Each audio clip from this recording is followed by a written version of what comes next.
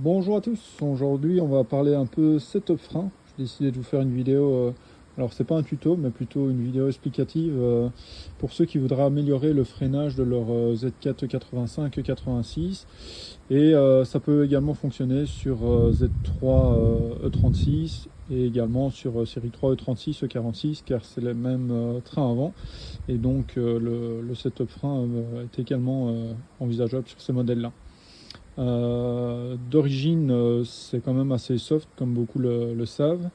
Alors il y a plusieurs choses à faire pour améliorer son freinage. La première est, je dirais, de changer les durites par des durites aviation avec un bon liquide de frein performance. Et puis pour ceux qui veulent aller plus loin, parce que là les durites ça va juste vous améliorer la sensation de fading, enfin si vous en avez lors des petites sorties, etc. Maintenant si vous voulez passer sur plus gros, il y a plusieurs options.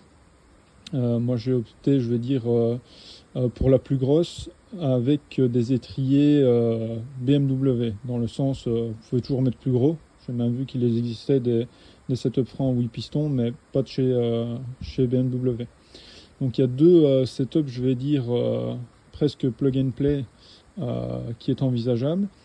Vous avez les étriers 4 pistons des séries 1, 2, 3, 4 série F en 340 mm que vous pouvez adapter avec les mêmes disques qu'ici. Donc ici ce sont des disques de série 3E46 M3 CSL en 345 mm. Le problème que vous allez rencontrer avec l'étrier de série F, c'est que les plaquettes vont venir toucher le bol et vous allez devoir les rogner.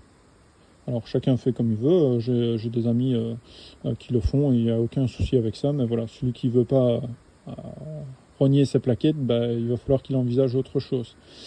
Avec les étriers de série F, vous avez également la possibilité de mettre un autre disque. C'est des disques de Volkswagen T5, mais alors il faut un peu les retravailler parce que l'anthrax est bonne, mais l'alessage n'est pas bon. Il vous faudra élargir l'alessage pour pouvoir monter le disque et mettre une petite rondelle juste pour que l'étrier soit bien centré par rapport au disque. Je dirais l'avantage du montage avec les étriers 4 pistons, c'est qu'ils sont beaucoup plus légers que ceux-ci. Les disques vous coûteront moins cher, même si vous devez les faire retravailler par un tourneur-fraiseur. Et par contre, le petit désavantage, c'est que c'est des disques pleins, contrairement à ceux-ci qui sont des disques sur bol en deux parties. Donc je disais ici, voilà, c'est le plus gros setup, c'est des étriers 6 pistons de série 1 E82 135i. Et là, vous avez un fit parfait au niveau des plaquettes. Donc, c'est des plaquettes de 135i également. Donc voilà, avantage, c'est le bol en double partie. Désavantage, le poids, comme je disais. Ils sont quand même vachement plus lourds. Et au niveau du fit, il faut savoir une chose, c'est que les supports de l'étrier d'origine ne vont pas. Vous devrez les remplacer. Il y a une société en Allemagne qui s'appelle Epitech et qui fait ça très bien. C'est vraiment des pros qui sont spécialisés là-dedans. Et vous avez juste à changer vos cales. Et le reste, besoin de rien. Tout se monte parfaitement.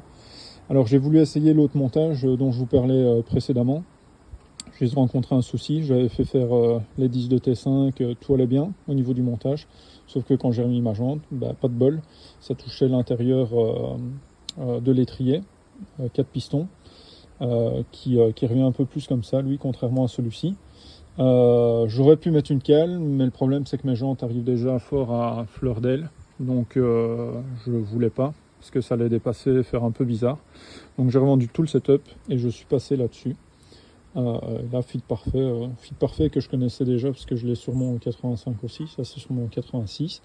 Et pour le reste, pas grand-chose, purge classique, liquide performance. À noter que si vous faites un setup frein comme ça, l'étrier se déporte et celui-ci est beaucoup plus gros. Donc, en plus, même si vous n'optez pas pour des durites aviation pour X raisons, je pense à nos amis belges, les contrôles techniques, etc. Vous devez les changer par des durites plus longues. J'ai opté pour des durites de série 1, F20, F21, c'est pareil.